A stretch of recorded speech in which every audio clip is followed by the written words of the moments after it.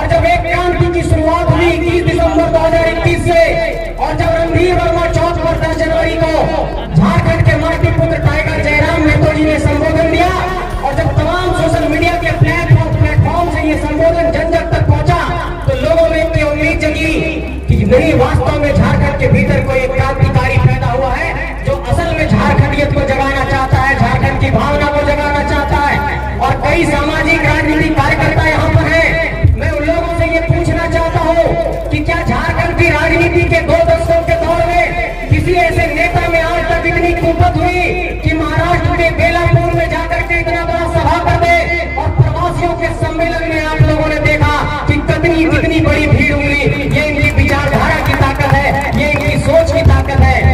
और हम ये बताना चाहते हैं आप सबको कि अभी तो बेलापुर एक झांकी है, अभी दिल्ली बेंगलोर बाकी है, और सभी प्रवासियों का दर्द वहां पर आपको कैमरे के माध्यम से देखने को मिलेगा।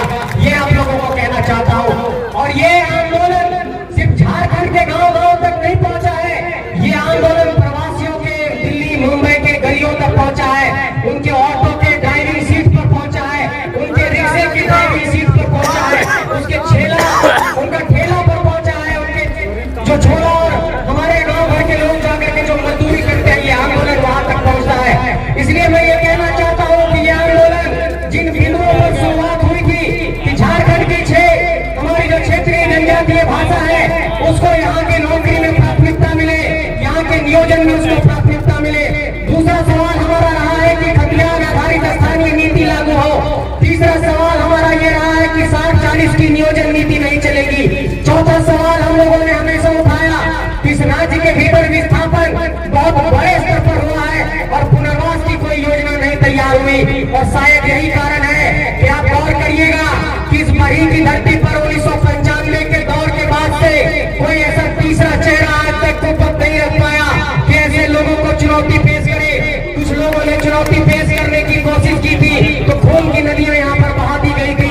इसलिए मैं ये कहना चाहता हूँ कि इस बरही की धरती से नेतृत्व का कौशल निकालना पड़ेगा, इस हजारीबाग की धरती से नेतृत्व का कौशल निकालना पड़ेगा। और ये चौपारण के लोगों पर बड़ा सवाल है, इस बरही के लोगों पर बड़ा सवाल है, पदमा के लोगों पर बड़ा सवाल है, चंदवारा के लोगों पर बड़ा सवाल है कि 1995 के दौर के बाद से आपके माटी से कोई एक लीडर नहीं निकला। और अगर तोपचाची की धरती से कोई माटी का लीडर निकल करके 100 माटी का लीडर पैदा कर रहा है तो उसके साथ आपको खड़ा होना होगा। मैं ये कहना चाहता हूँ कि इस इलाके में जब भी कोई नेतृत्व अगली पंक्ति में आकर के नेतृत्व करना चाहता है, जब इन लोगों को चुनौती पेश करना चाहता है, तो इस इलाके में एक परिपाटी बनाई गई है। इस इलाके की परिपाटी है कि केस मुकदमे में फंसा करके लोगों को जेल में डालो और भाई भाई में लड़ाओ। यही यहाँ की राजनीति है और इस राजनीति की परिपाटी को बदलना होगा। और मैं ये कहना चाहता हूँ कि इस इलाके में लोगों ने कल मेरे से मीडिया में पूछा कि इस इलाके को अफीम तस्करी का हब बनाया गया, इस इलाके को शराब तस्करी का हब बनाया गया, इस इलाके को पशु तस्करी का हब बनाया गया।